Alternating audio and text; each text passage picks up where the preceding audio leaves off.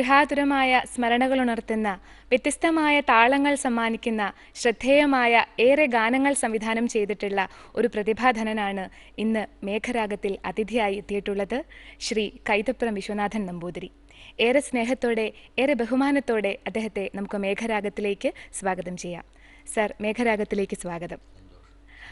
അതേപോലെ അദ്ദേഹത്തിൻ്റെ മധുരതരമായ ഗാനങ്ങൾ മനോഹരമായി ആലപിക്കുവാൻ ഇവിടെ ജയകുമാറും പൂർണിമയും എത്തിച്ചേർന്നിട്ടുണ്ട്. ആ ഗാനങ്ങൾ അതിമനോഹരമാക്കാൻ നമ്മുടെ ഓർക്കസ്ട്ര ടീമുണ്ട്. എല്ലാവരെയും മേഘരാഗത്തിലേക്ക് സ്വാഗതം ചെയ്യുന്നു.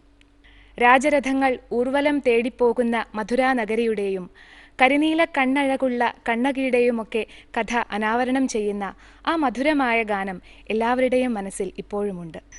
ജയരാജ് സാറിൻ്റെ വളരെ വ്യത്യസ്തമായ ഒരു സിനിമയാണ് കണ്ണകി എന്ന സിനിമ. അങ്ങയുടെ സ്വതന്ത്ര സംവിധാനം, ആദ്യത്തെ സ്വതന്ത്ര സംഗീത സംവിധാനം അങ്ങ് നിർവഹിച്ച സിനിമയാണത്. അതിമനോഹരമായ, അതായത് നിരവധി വികാരമണ്ഡലങ്ങളിലൂടെ കടന്നു പോകുന്ന ഒരു സിനിമയാണ്. പ്രണയമുണ്ട്, വാശിയുണ്ട്, പകയുണ്ട്, സൗഹൃദമുണ്ട്, കാത്തിരിപ്പുണ്ട്, അങ്ങനെ നിരവധി പ്രമേയങ്ങൾ അതിലൂടെ കടന്നു പോകുന്നു. ആ സിനിമയുടെ സംഗീത സംവിധാനം നിർവഹിച്ച ആ കാലത്തെക്കുറിച്ചൊന്ന് ഓർക്കാമോ?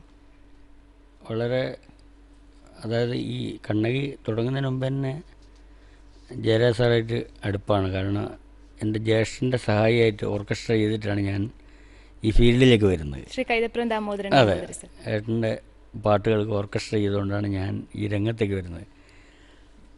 അതുകൊണ്ട് ജയരാജ് സാറ് ഞാനുമായിട്ട് ഒരു അടുപ്പുണ്ട്. എന്നുവെച്ചാൽ പുള്ളിയും ഒരു ജ്യേഷ്ഠ സഹോദരനെ പോലെ ആൾ തന്നെയാണ്. വളരെ ഒരു ഇഷ്ടമാണ്. അപ്പം എന്നോട് നേരത്തെ ചോദിച്ചിട്ടുണ്ട്, പിന്നെ ശാന്തം ചെയ്യുന്നതിന് മുമ്പേ എന്നോട് ചോദിച്ചിട്ടുണ്ട് ചെയ്യാറായോ. ഞാൻ ഒന്നും ആയിട്ടില്ല, കുറച്ചുകൂടി കഴിയട്ടെ. ഞാനായിട്ട് കുറച്ച് പുറകോട്ട് നിന്നിട്ട് ഞാൻ കുറച്ചൊരു അന്തർമുഖനാണ് ശരിക്കും. അപ്പം അദ്ദേഹം തന്നെ പറഞ്ഞു, അങ്ങനെ പോരാ, നമുക്കൊരു പടം ചെയ്യാം, ഉടനെ ചെയ്യണം. അപ്പോൾ ഈ കണ്ണകിയുടെ കഥയും കാര്യങ്ങളൊക്കെ പറഞ്ഞു തന്നു. പറഞ്ഞ ഇൻട്രഡക്ഷനിൽ ഇങ്ങനെ പറഞ്ഞപ്പോൾ തന്നെ ആ കഥ മുഴുവൻ എനിക്ക് തോന്നുന്നു. അതുപോലെ ജയരാജ് സാർ കഥ പറഞ്ഞു കഴിഞ്ഞാൽ നമുക്ക് തനിയെ സംഗീതം വരുന്ന ഞാൻ പറയും. ഞാൻ അത്രയും അനുഭവമുള്ള ഒരാളായുണ്ട്. കാരണം കഥയുടെ ഏറ്റവും പ്രധാനപ്പെട്ട ഭാഗങ്ങൾ പറഞ്ഞ് ഫലിപ്പിക്കുക എന്ന് പറഞ്ഞാൽ മലയാളത്തിൽ വളരെ കുറച്ച് പേരേ ഉള്ളൂ അങ്ങനെ സംവിധായകരിൽ. അതെ. അപ്പോൾ അത് ജയരാജ് സാർ അതിൽ അധികം. അതെ. അപ്പോൾ എന്നോടിങ്ങനെ കഥയൊക്കെ പറഞ്ഞപ്പോൾ നെല്ലുവായ, തൃശ്ശൂരിൽ നെല്ലുവായ ക്ഷേത്രത്തിൽ വെച്ചാണ്. അവിടെ ഒരു ചെറിയൊരു റൂം, ഒരു ബെഞ്ചും ചെറിയൊരു ഡെസ്ക് പോലത്തെ സാധനം, ഒരു ഹാർമോണിയം അവിടെ വെച്ചിട്ടുണ്ട്. അപ്പോൾ എന്നോട് കഥ പറഞ്ഞു, അവിടെ ദീപാരാധന നടക്കും. അത് കഴിഞ്ഞ ഉടനെ ചെയ്ത പാട്ടാണ് ഈ കണ്ണകിയിലെ കരിനീല കണ്ണഴകി എന്ന പാട്ട്. അതിനകത്ത് ഭക്തിയുണ്ട്, അതിന് പുറമെ ഒരു നാടോടി പാട്ടിൻ്റെ മനസ്സ് അതിനകത്തുണ്ട്, ഒരു ചരിത്രം പറയുന്നു. തീർച്ചയായിട്ടും. അപ്പം ആ ചരിത്രം നമ്മൾ പറയുമ്പോൾ അതിന് പ്രത്യേക ഒരു ഒരു ഒരു വൈകാരികത ഉണ്ടാവും. അതിനാണ് ആദ്യം ഒരു ഹമ്മിങ് ഒക്കെ ഇട്ട്. അതൊരു ഫോക്ക് ടച്ചിലുള്ള ഹമ്മിങ്. അതെ അതെ അതെ. അത് പടയണി എന്ന് പറഞ്ഞ പഴയ കലയിലെ ചെറിയൊരു സാധനം ഞാൻ എടുത്തത് വേറെ രൂപത്തിലാക്കി മാത്രമേ ഉള്ളൂ. ശരിക്കും അതിനെക്കാളത്തിലോ വലിയൊരു ഹമ്മിങ് അതിനകത്ത് ആവശ്യം ആണ്. പക്ഷേ എനിക്ക് അന്നേരം അത്രേ തോന്നിയുള്ളൂ, അത്രയും ചെയ്തു. ഈ ജയരാജ് സാറും ഞാനായിട്ടുള്ള അടുപ്പം കൊണ്ട് തന്നെയാണ്. അതുപോലെ എൻ്റെ ജ്യേഷ്ഠൻ തന്നെയാണ് എഴുതുന്നത്. അതുകൊണ്ട് എനിക്ക് ടെൻഷൻ അടിക്കേണ്ട കാര്യമില്ല. കാരണം ഏട്ടന് സംഗീതം അറിയാം, പിന്നെ സാഹിത്യത്തിനെ പറ്റി പറയേണ്ട കാര്യമില്ല. ഇത് രണ്ടും അറിയുന്ന ആളായതുകൊണ്ട് എൻ്റെ പണി വളരെ എളുപ്പമാണ്. ഞാനൊരു ട്യൂൺ ഇട്ട് കൊടുത്താൽ മതി, അപ്പോൾ തന്നെ വരി കിട്ടും. കണ്ണകി എന്നുള്ള ഗാനം ആദ്യം ട്യൂൺ ചെയ്തിട്ടാണോ പിന്നീട് സാഹിത്യം അങ്ങനെയായിരുന്നു അല്ലേ? ഒരു ബുദ്ധിമുട്ട് ശേഷമാണ് സാഹിത്യം. ഏട്ടനും അനിയനും ആയതുകൊണ്ട് അത് വളരെ ഒരു ഹൃദയബന്ധം കൂടെ നിലനിൽക്കുന്നത് കൊണ്ട് അതങ്ങനെ പോയി. അപ്പോൾ ആ കരിനീല കണ്ണഴകിയുടെ ആ പാട്ട് നമുക്കൊന്ന് ആസ്വദിക്കാം. ആയിക്കോട്ടെ.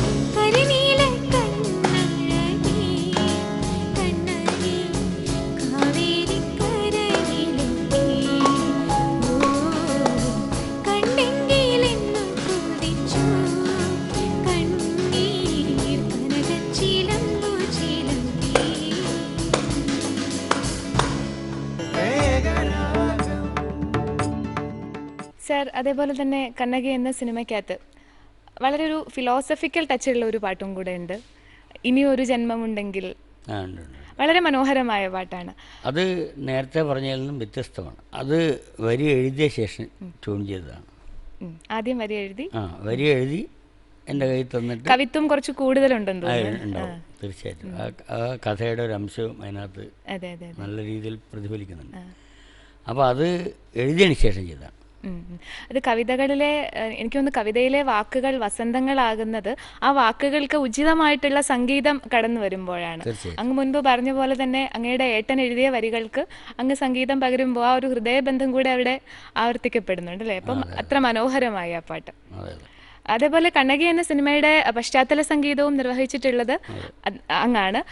രണ്ടും കൂടെ, അതായത് സംഗീത സംവിധാനം അതിനോടൊപ്പം തന്നെ പശ്ചാത്തല സംഗീതം, ആ ഒരു അനുഭവം എങ്ങനെയായിരുന്നു? പശ്ചാത്തല സംഗീതം ഞാൻ ചെയ്യുന്ന ആ സമയത്ത് കുറച്ച് ജോലിയുള്ള വിഷയമാണ്. ഇപ്പോൾ ഈ പുതിയ സിസ്റ്റമൊക്കെ വന്നപ്പോൾ പശ്ചാത്തല സംഗീതത്തിന് വലിയ ആവശ്യമില്ല. കുറേ പിന്നെ VST-കൾ കമ്പ്യൂട്ടറിൽ നമുക്ക് കിട്ടാനുണ്ട്. അപ്പോൾ ഒരുപാട് എളുപ്പമായി പണികൾ. മുമ്പ് ആ സമയത്തൊക്കെ കുറച്ചുകൂടെ നല്ല ജോലിയുള്ള ഒരു വിഷയമാണ്. നമ്മൾ ഏറ്റവും കൂടുതൽ വിഷമിക്കുന്ന അതിനു വേണ്ടിയാണ്. പാട്ട് നമുക്ക് ചിലപ്പം പെട്ടെന്ന് മനസ്സിലൊരു രാഗം വന്നു കഴിഞ്ഞാൽ ഒരു പാട്ട് വരാൻ എളുപ്പമാണ്. മറ്റേത് കുറച്ചും കൂടെ ആ എന്താണോ സീനിൽ കാണിക്കുന്നത് അതിനെ മറ്റുള്ളവരെ മനസ്സിലേക്ക് എത്തിക്കണ്ടേ. ഒരു ചെറിയൊരു മ്യൂസിക് കൊണ്ട് ഒരാൾ ചിരിക്കുന്നത്, പൊട്ടിച്ചിരിക്കുന്ന സാധനം വിഷ്വലാണെങ്കിൽ, ഒരു പൊട്ടിച്ചിരിക്കുന്ന വിഷ്വൽ നമ്മൾ കണ്ടുകൊണ്ടിരിക്കുമ്പോൾ നമ്മൾ ബാക്ക്ഗ്രൗണ്ടിൽ കൊടുക്കുന്ന മ്യൂസിക് വളരെ ശോകമായിട്ടുള്ളതാണെങ്കിൽ അത് കരച്ചിലായിട്ട് മാറും. അപ്പം ഇത് രണ്ടും നമുക്ക് അങ്ങോട്ടും ഇങ്ങോട്ടും ചെയ്യാൻ പറ്റുന്ന ഒരു വിഷയമാണ് പശ്ചാത്തല സംഗീതം. അത്ര എഫക്റ്റീവ് ആണല്ലേ? ഒരു സിനിമ ഉദാത്തമാവണമെങ്കിൽ പാട്ടുകളുടെ അനിവാര്യത കുറച്ച് കുറവാണ്. അതായത് ഗാനങ്ങളില്ലെങ്കിലും സിനിമ ഉദാത്തമാവാം. പക്ഷേ പശ്ചാത്തല സംഗീതം ഇല്ലാന്നുണ്ടെങ്കിൽ സിനിമ ഒരിക്കലും പെർഫെക്റ്റ് ആവില്ല അല്ലേ? അങ്ങയുടെ അഭിപ്രായം എന്താണ്? അത് ഒരു തരത്തിൽ ശരിയാണ്. പക്ഷെ ഒരു പാട്ടുണ്ടെങ്കിലുള്ള എളുപ്പം എന്താ വെച്ചാൽ ഒരു കഥയുടെ ഒരു ചെറിയൊരു ഭാഗം ഒരു പാട്ടിനുള്ളിൽ നമുക്ക് ഒതുക്കി പറയാൻ പറ്റും. കളിവിടറങ്ങിയല്ലോ, നിങ്ങൾ കേട്ടിട്ടില്ലേ? അതിനകത്ത് ആ കഥ മുഴുവൻ ആ ഒരു പാട്ടിനകത്ത്, ആ പാട്ട് കാണുമ്പോൾ മനസ്സിലാവും ഈ സിനിമയുടെ കഥ ഇങ്ങനെ ആയിരിക്കും.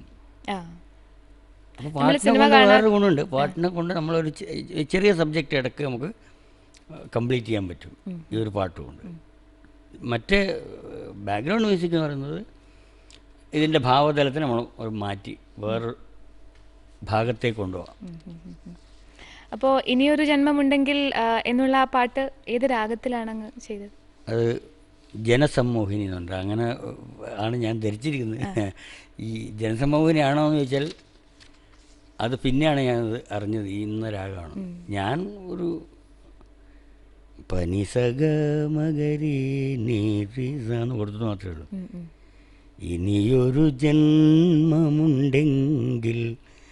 നമുക്കാ സരയൂ തീരത്തു കാണാം. പിന്നെയും ജന്മമുണ്ടെങ്കിൽ യാദവ യമുനാ തീരത്തു കാണാം. ശരിക്കും തെലുങ്ക് എന്ന് പറഞ്ഞാൽ സഗമ പനിത സനിപമഗ എന്നാണ്. സനിപമഗരി അത്രയേ ഉള്ളൂ. ഹരികാംബോജി എന്നുള്ളൊരു ആണ് അതിൻ്റെ വേർഷനാണ്. അതെ അതെ, ചെറിയ രാഗമാണ്, വ്യത്യാസം ഉണ്ടെന്ന് മാത്രമേ ഉള്ളൂ അല്ലേ. അതെനിക്ക് തോന്നുന്നു പ്രണയവും ഒരു താത്വികമായിട്ടുള്ള ഒരു അംശവും ഒക്കെ ആ പാട്ടിൽ വരുന്നുണ്ട്. ഇനിയൊരു ജന്മം ഉണ്ടെങ്കിൽ അവിടെ കാണാം എന്ന് പറയുന്ന ഒരു വിഷയം എന്ന് പറഞ്ഞത് ഒരു ഉയർന്ന ഒരു ലെവലിൽ മാത്രമേ അങ്ങനെ പറയാൻ പറ്റൂ. ലൗകികമായിട്ടുള്ള കാര്യങ്ങളൊക്കെ കടന്ന് അതിനപ്പുറം ചെന്ന് കഴിഞ്ഞിട്ട് പറയുന്ന ഒരു അതെ തീർച്ചയായിട്ടും. ആ മനോഹരമായ ഗാനം നമുക്കൊന്ന് കേൾക്കാം.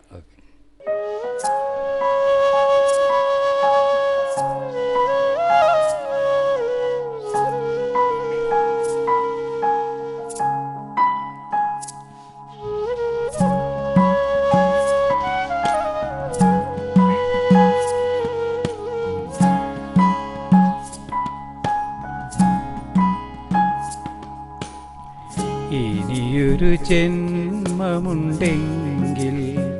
നമുക്കാ സരയൂ തീരത്തു കാണാം. ഇനിയൊരു ജന്മമുണ്ടെങ്കിൽ നമുക്കാ സരയൂ തീരത്തു കാണാം. പിന്നെയും ജന്മമുണ്ടെങ്കിൽ യാദവ യമുനാ തീരത്തു കാണാം. ഇനിയൊരു ജന്മമുണ്ടെങ്കിൽ നമുക്കാ സരയൂ തീരത്തു കാണാം.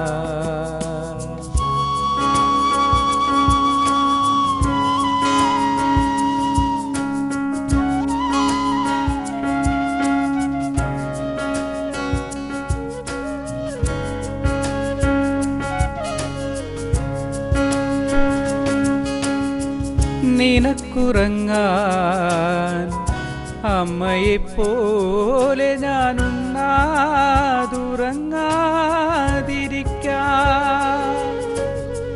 നിനക്കു നൽകാൻ ഇടനെഞ്ചിനുള്ളിലൊരൊറ്റ ചിലമ്പുമായി നിൽക്കാം.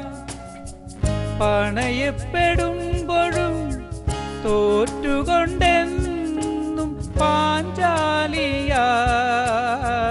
പുഞ്ചിരിക്കാം. പണയപ്പെടുമ്പോഴും തോറ്റുകൊണ്ടെന്നും പാഞ്ചാലിയായി പുഞ്ചിരിക്കാം. ഇനിയൊരു ജന്മമുണ്ടെങ്കിൽ നമുക്കാ സരയൂ തീരത്തു കാണാം. പിന്നെയും ജന്മമുണ്ടെങ്കിൽ യാദവ യമുനാ തീരത്തു കാണാം.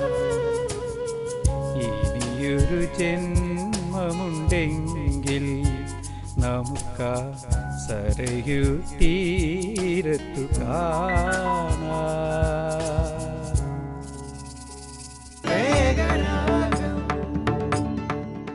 എല്ലാ മലയാളികളുടെയും മനസ്സ് നിറയ്ക്കുന്ന മറ്റൊരു ഗാനമാണ് ഇന്നുവരും നീ എന്നുള്ള പാട്ട്. വളരെ മനോഹരമായ ഒരു എല്ലാവർക്കും വീണ്ടും വീണ്ടും കേൾക്കാൻ കൊതി തോന്നുന്ന ഒരു പാട്ടാണ്. ആ ഗാനത്തിൻ്റെ സംഗീത സംവിധാനം നിർവഹിച്ച നിമിഷങ്ങളൊന്ന് ഓർക്കാമോ? ഇതെല്ലാം ഞാൻ പറഞ്ഞ നെല്ലുവായ എന്ന് പറഞ്ഞ ക്ഷേത്രത്തിൽ, ധന്വന്തരി ക്ഷേത്രത്തിൽ വെച്ച് ചെയ്ത ഇതിലത്തെ 4 പാട്ടും അവിടെ നിന്ന് തന്നെ ചെയ്തതാണ്. അപ്പം അന്ന് ഈ ഓഡിയോനൊക്കെ നല്ല മാർക്കറ്റാണ്, ഇന്നത്തെ പോലെയല്ല. ഇന്നിപ്പോൾ ഓഡിയോ എന്ന് പറഞ്ഞൊരു CD ഒരെണ്ണം ഇറങ്ങുന്നതിന് മുമ്പ് തന്നെ യൂട്യൂബിലോ എവിടെയാച്ചാൽ നമുക്ക് കാണാം. അപ്പം അന്ന് ഇതിന് കുറച്ച് വിലയുള്ള കാലമാണ്. അതുകൊണ്ട് നല്ല പാട്ടുകൾ വേണമെന്നുള്ളത് നിർബന്ധമാണ്. അപ്പോൾ പാട്ടിന് തന്നെ നല്ലൊരു കാശ് ആദ്യമേ കിട്ടും. പാട്ട് ആദ്യം അങ്ങോട്ട് വിൽക്കുകയാണെങ്കിൽ പടത്തിന് ആവശ്യമുള്ള ആദ്യത്തെ എമൗണ്ട് എല്ലാം അതിനകത്തുനിന്ന് വരും. അപ്പോൾ മനോഹരമായിട്ടുള്ള പാട്ടുണ്ടാവണം എന്നുള്ളതാണ്. ഇപ്പം എന്നോട് ജയരാജ് സാർ പറഞ്ഞത് ഒരു ഡിവൈൻ യക്ഷി, ഉം. അവരുടെ പ്രണയമാണ്, ഉം. അവരുടെ മനസ്സാണ്, കാത്തിരിപ്പാണ്. അതെ, അവരുടെ കാത്തിരിപ്പാണ് എന്ന് പറയുമ്പോൾ നമുക്ക് നമ്മുടെ മനസ്സിൽ ഒരു രാഗം വരും. ആ രാഗമാണ് ഇത്, കുറിഞ്ചി പോലത്തെ ഒരു രാഗമാണ്. അങ്ങനെ കുറിഞ്ചി എന്ന് ഉറപ്പിച്ച് പറയാൻ വേണമെങ്കിൽ ശങ്കരാഭരണത്തിന്റെ ശങ്കരാഭരണത്തിന് നീ വരെ പോന്നല്ലോ, 2 സ്വരം അങ്ങോട്ട് വ്യത്യാസം വരുന്നു എന്ന് മാത്രമേ ഉള്ളൂ. അത് ചിത്രചേച്ചി പാടി അതിമനോഹരമാക്കിയിട്ടുമുണ്ട് അല്ലേ? ദാസേട്ടനെ കൊണ്ടും പാടിച്ചിട്ടുണ്ട്. 2 വേർഷനും ഉണ്ട്. പല സ്ഥലത്തും പോയ അനുഭവമുണ്ട്. ഇപ്പോൾ നമ്മൾ എന്തെങ്കിലും ഒരു കച്ചേരിക്കൊക്കെ പോയി ഈ സംഗീതം അറിയുന്ന അല്ലെങ്കിൽ സംഗീതത്തെക്കുറിച്ചൊരു ചെറിയൊരു അവബോധമുള്ള ആൾക്കാർ ഇതൊന്ന് പാടിയേ പറ്റുള്ളൂ എന്ന് പറയും. അപ്പോൾ ഞാനൊരു 4 വരിയൊക്കെ ചില സ്ഥലത്ത് കച്ചേരിയിൽ ലാസ്റ്റ് ഫുൾ പാട്ട് പാടും. എന്നു വരും നീ, എന്നു വരും നീ എൻ്റെ നിലാപ്പന്തലിൽ, വെറുതെ എൻ്റെ കിനാപ്പന്തലിൽ, വെറുതെ കാണാൻ, വെറുതെ ഇരിക്കാൻ, വെറുതെ വെറുതെ ചിരിക്കാൻ, തമ്മിൽ വെറുതെ വെറുതെ മിണ്ടാൻ. സൃഷ്ടാവിന്റെ ചുണ്ടിൽ നിന്ന് കേൾക്കുമ്പോൾ ഒരു വല്ലാത്തൊരു അനുഭവമായി തോന്നുന്നത്. അല്ല, എനിക്കും ഇത് നമ്മൾ പ്രേക്ഷകരെ മുമ്പിലാണല്ലോ പറയുന്നത്. അപ്പോൾ ആ പാട്ടിൻ്റെ ഭാവം അതുപോലെ കൊടുക്കണം. അത് എൻ്റെ മനസ്സിൽ നിന്ന് വരുന്ന ഭാവം വേറെയാണ്, ഒരു ഗായകൻ്റെ മനസ്സിൽ, ഇപ്പോൾ ഒരു ഗായികയുടെ മനസ്സിൽ അതിൻ്റെ ഒരു രൂപം പതിഞ്ഞിട്ടുണ്ടാവും. ആ പതിയുന്നതാണ് നമുക്ക് വേണ്ടത്. അത് ജനങ്ങളുടെ മുമ്പിൽ എത്തുമ്പോഴാണ് നമുക്ക് ഏറ്റവും സന്തോഷം, സംതൃപ്തി എല്ലാം കിട്ടും. ഗാനരചയിതാവ് ഗാനം രചിക്കുന്നു, അങ്ങേപോലെയുള്ള സംവിധായകർ അത് സംവിധാനം ചെയ്യുന്നു, ഗായകരത് ഏറ്റുപാടുന്നു. പക്ഷേ ഇതിനെല്ലാം ശേഷം ഈ പാട്ട് ആർക്കാണ് സ്വന്തമാകുന്നത്? ശ്രോതാക്കൾക്കാണ് സ്വന്തമാകുന്നത്, അവർക്കാണ് ആ പാട്ട് സ്വന്തമാകുന്നത്. അപ്പോൾ എന്ന് വരും നീ എന്നുള്ള ആ മനോഹരമായ ഗാനം നമുക്കൊന്നുകൂടി കേൾക്കാം. ഓ, തീർച്ചയായും.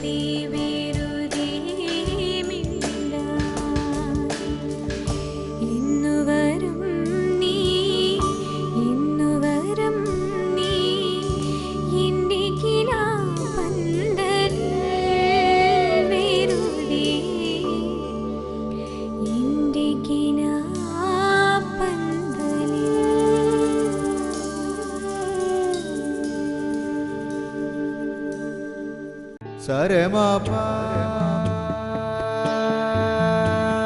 ma ba ma re ma ba ne sa re ba ma re sa ne re sa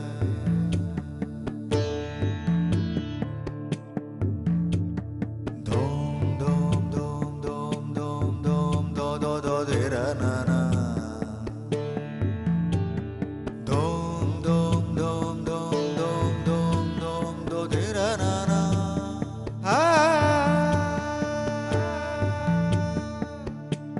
Ah